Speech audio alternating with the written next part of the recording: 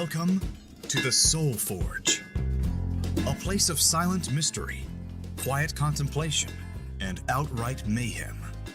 Join your host, Sean Vanderloo, as he guides you through the adventures of living.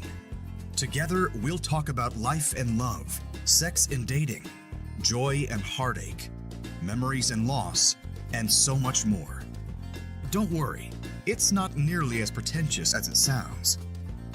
Get ready for life, the universe, and everything on the Soul Forge.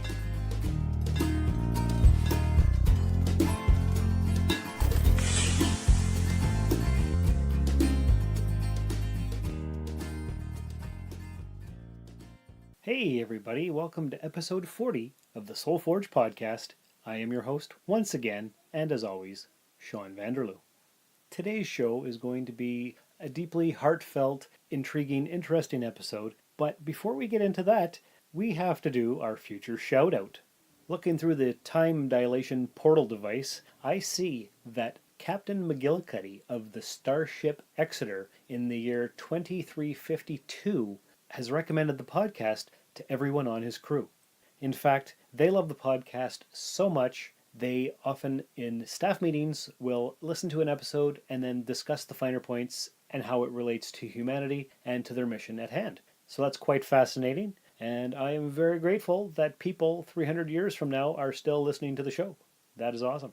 All right, but to get into the heart of the episode, what are we talking about this week? Well, as you recall from the opening title sequence to the podcast that you hear at the beginning of every episode, for the last 40-odd episodes, I have been promising you outright mayhem. Outright mayhem.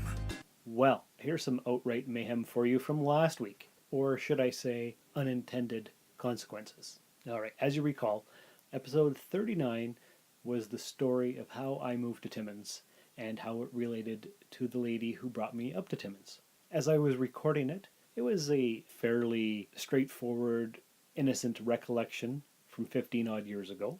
However, what I learned is that podcasting is hard. Let me set the scene. So last Wednesday, I was recording the episode. Thursday, I edited the episode and released it to the world. On Friday, I received a Facebook message from Lynn, who was the subject of that episode. And so we messaged each other back and forth, but the general drift of the messaging is that she was upset by my portrayal of her in said episode. I tried to explain to her that it was my truth as I saw it, my recollections from 15 years ago. The things that I said were either my own memories or things that people had told me. So, for instance, when I said that her husband lost his job or that she had bankrupted several other people, this is not stuff that I had firsthand knowledge of, but things that people had told me. So, of course, the incidents that I related to you folks is either my hazy memories or secondhand accounts or whatever. So when I tell a story on the podcast, I'm either relating history as I remember it or history as it was told to me. That's all I can do. I can tell you with 100% certainty that I was quite surprised when I received the messages from her. I never expected her to hear the episode or find out about the episode or anything like that. What I did find out through the course of our correspondence last Friday was that people had sent her the link to the episode several times that day, and she was quite upset. And of course, I do apologize for upsetting her. I apologized in the course of our texting back and forth, but I was shocked and surprised that she had ever heard the episode. I didn't expect it. It wasn't to hurt her. It wasn't to do anything like that. It was just to relate a fun story about how I moved to Timmins. It turns out that we still have 20 friends in common. So obviously, one of them, two of them, three of them, who knows how many, sent the link to her. Of course, I share the podcast episodes on my Facebook, also on the Facebook group, and on Twitter. So they're not hidden. They're easy to find if you know what you're looking for. I was not aware that people followed my life so closely that they would go ahead and do that. I don't know if they listened to the episode first and then sent it to her or what, if they were just trying to stir up some trouble or whatever.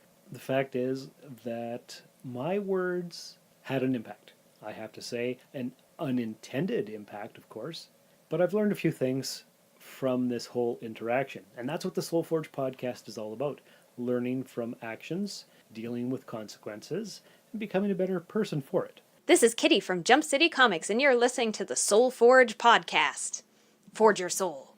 So, going back, Wednesday I recorded the episode, and I heard it in my head as I was speaking it, just like I'm doing now. Thursday, I edited the thing, and I heard it as I was editing it and getting rid of the ums and the ahs and the air sounds and whatever, any pauses or whatnot. So that was fine. And then I released it to the world, had the conversation with her on the Friday afternoon. So I decided on Monday, after a few days of everything happening and thinking about it and whatnot, I would listen to the episode again. So I did. I listened to it on Monday, which is 2 days ago now as I'm recording this.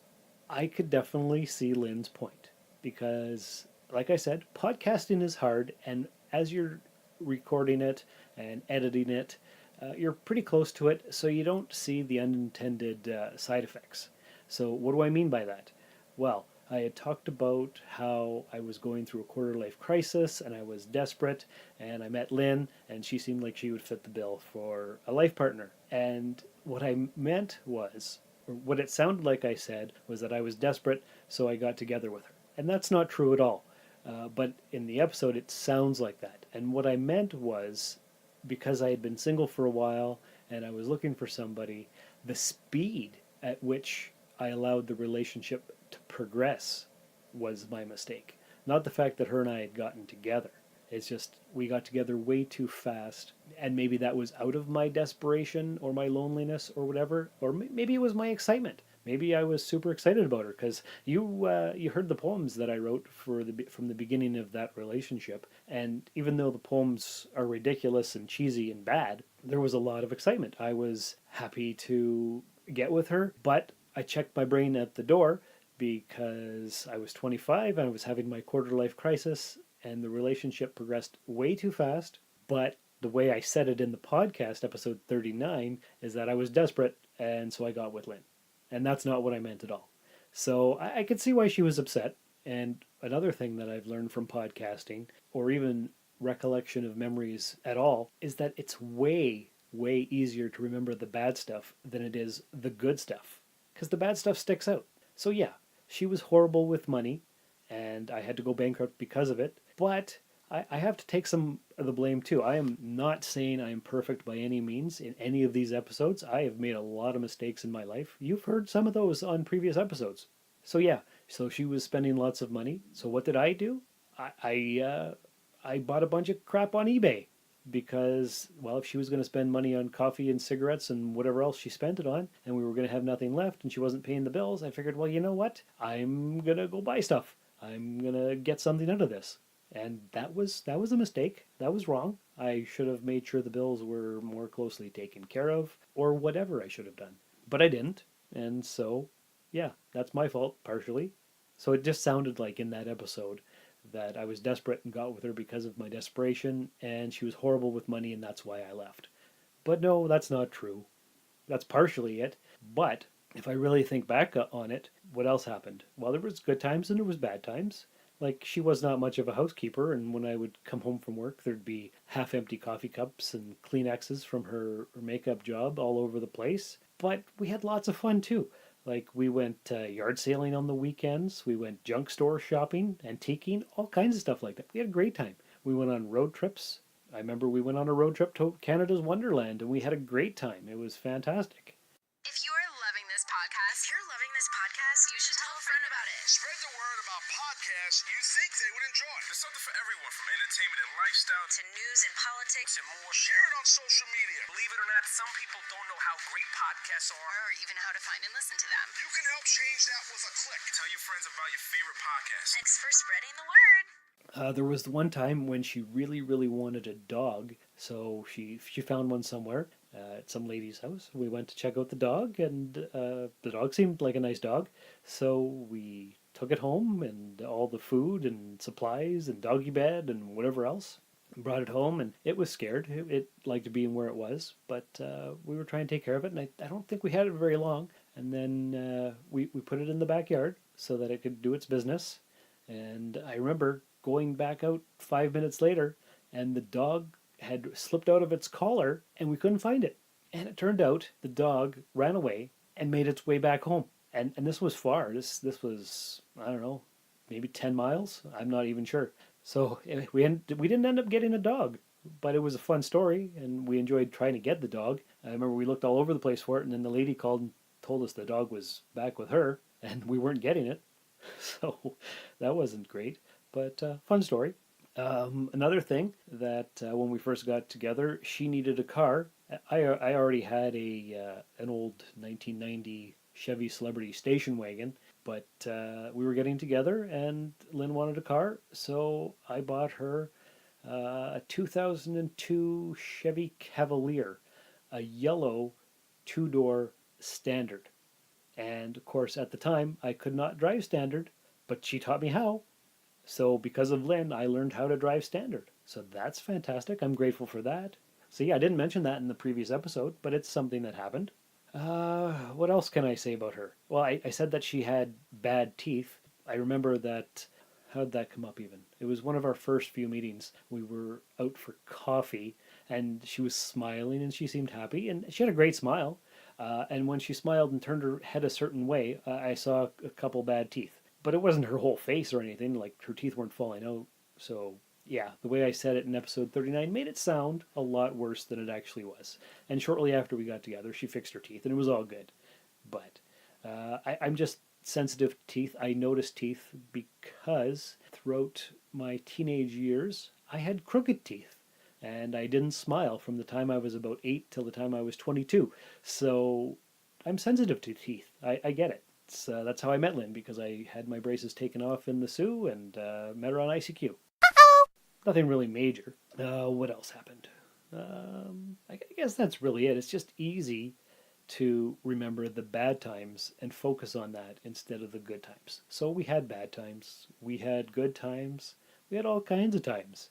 Throughout this entire sequence of events, what I have learned is that it's easy to misconstrue your words, because podcasting is hard, because I'm just sitting here in a room by myself talking, trying to recollect certain things, and the way I phrase things sometimes comes out in a not so pleasant manner.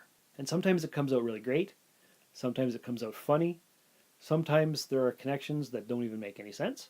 And speaking of connections, I think I focused on the money troubles because that was one of the major issues in the relationship.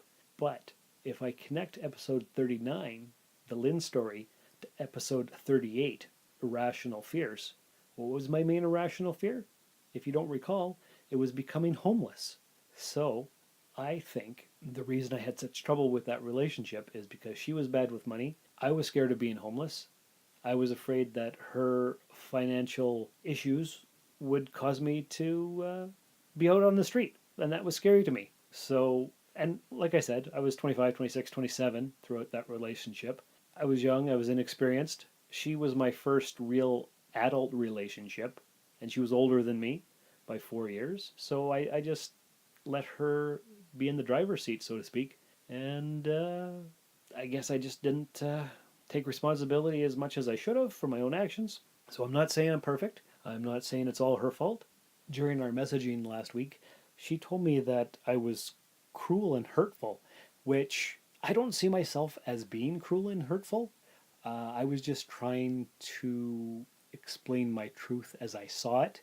And like I said, I never expected her to actually hear the episode, so that was quite a surprise. And so I've learned quite a bit from the last week. Words matter.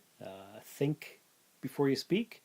Maybe I should listen to the episode in its entirety after editing it, because I could make connections that way. So that's different.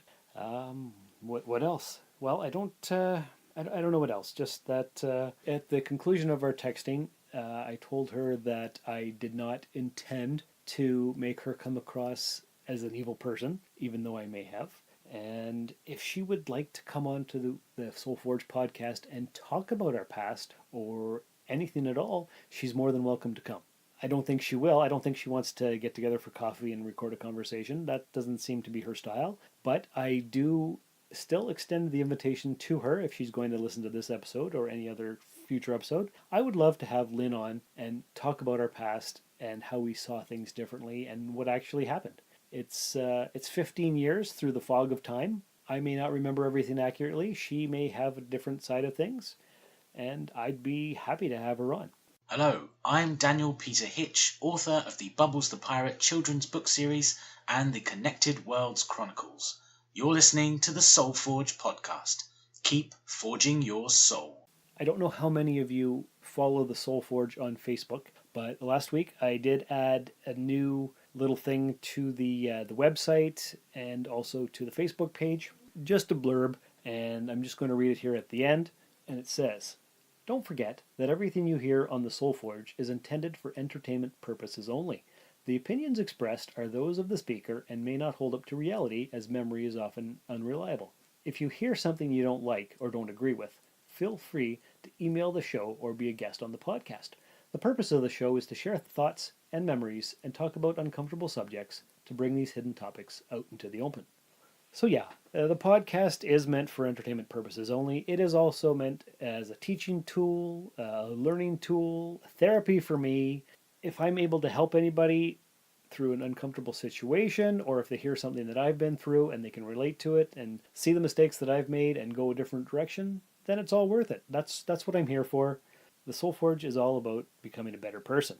That's what I tried to explain to Lynn in our texting. So hopefully she understands. I don't want her to be upset about it. I'm not bitter anymore. Maybe there's some bitterness remaining, because listening to the episode and those last two poems where I talked about just how horrible it was, yeah, there was a lot of bitter 15 years ago. So bitter you could taste it almost, I'm sure.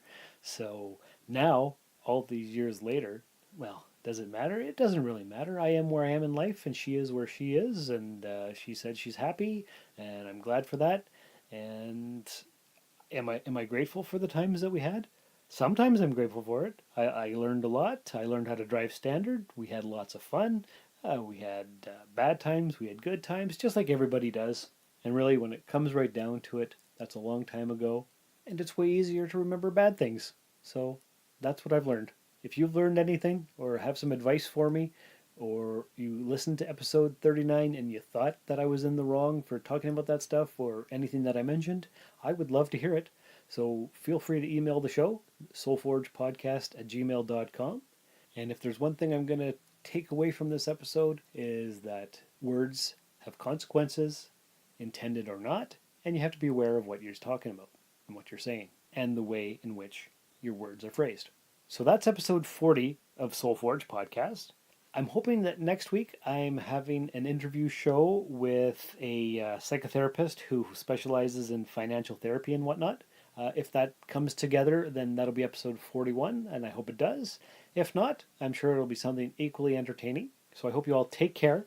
Have a great week until I talk to you next time. And remember, when you reach the end of your rope, tie a knot in it and hang on.